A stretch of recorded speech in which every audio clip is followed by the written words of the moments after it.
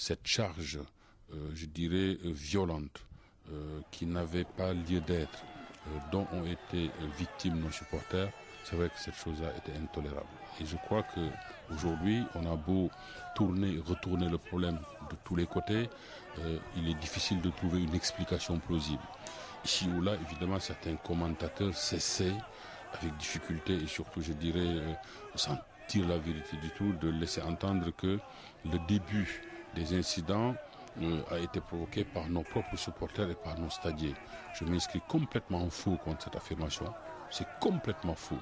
C'est, je ne dirais pas un mensonge, mais en tout cas, c'est une mauvaise information que le journaliste qui a donné ça s'est livré.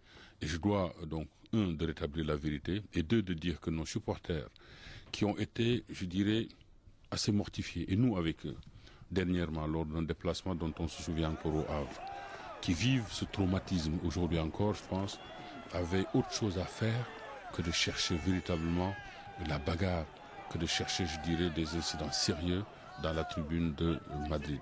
Il y a quelques-uns d'entre eux que j'avais eu dans la journée au téléphone, dans le souci toujours que nous avons, nous, de savoir si tout s'est passé, et tous étaient heureux d'arriver à Madrid, tous étaient heureux du temps qui prévalait, tous étaient heureux à l'idée d'aller au match, non pas pour aller se bagarrer.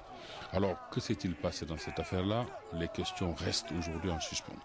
L'UEFA réfute l'idée d'avoir donné toute consigne, en tout cas tout ordre de cette charge. Il reste la police espagnole, probablement responsable et grande fautive dans cette affaire. Avait-elle le souci déjà de se prémunir contre ce qu'ils appellent, puisque cela est, je l'ai entendu, la horde anglaise qui va débarquer avec la venue de Liverpool à Madrid ou pas, et de se servir de nos supporters comme des cobayes? La question mérite d'être posée aujourd'hui. On se la pose. Alors, je suis de ceux qui pensent qu'il faut énergiquement s'élever contre ce qui s'est passé, de manière très énergique. Il faut que, si c'est la police espagnole elle-même qui a pris la décision de cette charge-là, mais qu'elle soit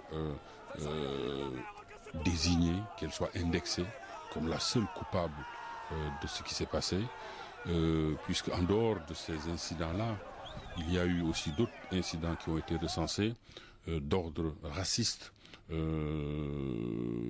d'ordre, je dirais, ordurier. On ne peut pas, sur un terrain aujourd'hui, continuer à accepter que se passent des choses condamnées et par tout le monde, et d'abord par l'UEFA.